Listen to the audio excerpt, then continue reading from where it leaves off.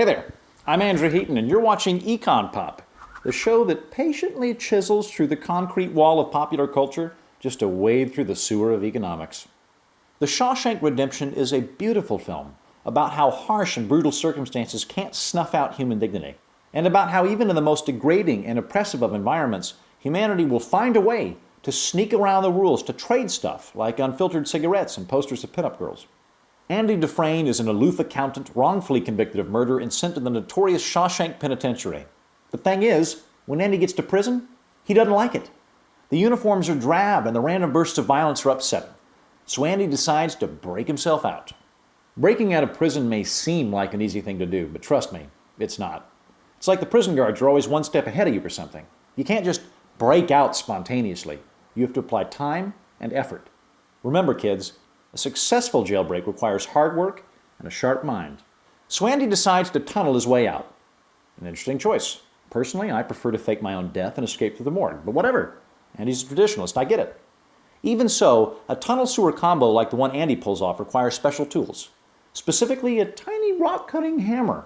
You can't just steal that from a squirrel-sized mason. You need to trade for it. Good thing Red's there. Not only is Red played by Morgan Freeman, who's awesome, he's a middleman. In his words, a man who gets things.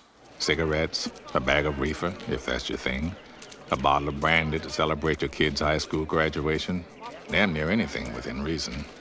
He's one of several individuals who facilitates trade within Shawshank and between Shawshank and the outside world. What the prison lacks in tasteful community theater productions and a tight-knit Rotary Club, it makes up for with a thriving barter economy. But it's not just intoxicants and tiny tools which are traded in the film. As Andy spends more time behind bars, he moves past trading money for stuff to exchanging knowledge for beer. The IRS allows a one-time only gift to your spouse for up to $60,000. Tax-free? Tax-free. IRS can't touch 1 cent. You get the forms, I'll prepare them for you. I'd only ask 3 beers apiece for each of my co-workers. Andy has extensive tax know-how, and he's able to capitalize on this service in exchange for special treatment, like the guards beating the hell out of his enemies. It's every accountant's dream. 2 things never happened again after that. The sisters never laid a finger on Andy again. And Boggs never walked again. Trade is swapping something you have for something you want. And it's what separates us from chimps. People never trade down either. That's chimp stuff. If I decide to buy a grappling hook for $100, it means that's worth more to me than the $100. Otherwise, I just keep the cash. And the guy hawking the grappling hook would rather have the money than the grappling hook. In any free exchange, both parties are better off after the transaction. And also, in this one, I escaped prison using a grappling hook. Here's how trade works. I have a cow. I would like your daughter. Let's trade. But bartering gets complicated. You love your daughter, and it's difficult to make change for a whole cow. Every time we introduce a new farm animal to the economy, we're going to have to work out an exchange rate. How many chickens equals an alpaca? Well, 14. Everybody knows that. But it's not always so obvious. Hence, mankind developed money. Rather than using 100 different sorts of livestock and objects as their own forms of currency, we use one more or less universal medium in the form of coins, bills, or notes. Back when I was in prison, we didn't always use cash for our transactions. We used cigarettes. Cigarettes are reasonably small, they take a long time to go bad, and you can smuggle them into the pokey rolled up in your shirt cuffs.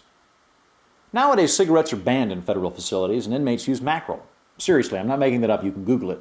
Something which started out consumable and functional and gross, turned into a medium of exchange. When buying certain items is illegal, we call their exchange a black market, and that's when things get dangerous.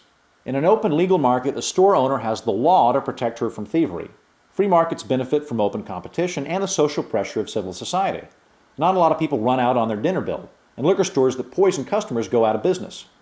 But if we don't have access to courts or constables or Yelp, we have to enforce contracts ourselves.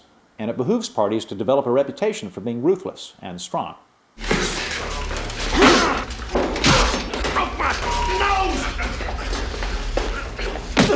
Back when I was in prison, my cellmates and I didn't take kindly to someone failing to make good on their IOUs.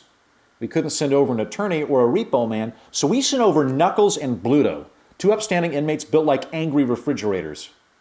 Black markets make everything riskier, which also drives up the price of products, which in turn makes organized crime more lucrative, expansive, and ultimately deadly. That's why I got into it.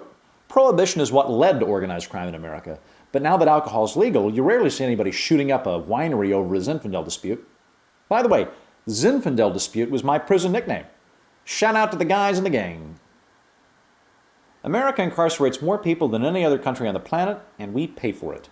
Aside from the high costs of feeding, housing, and beating nonviolent drug offenders, a felony charge and crippling emotional damage are a terrific way to ruin someone's job prospects forever.